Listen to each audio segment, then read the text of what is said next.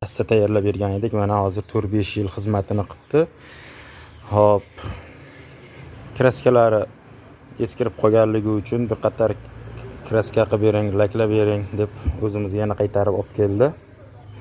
Va yana bitta shu kampirimga ham yengilroq, ixchamroq qilib bering deyishdi. Mana hozir o'shani tayyorlash jarayonidamiz.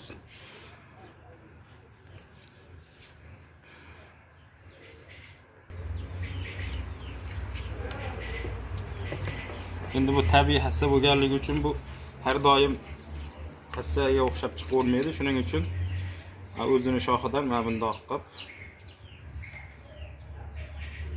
dekorativniy yordam qilib beramiz.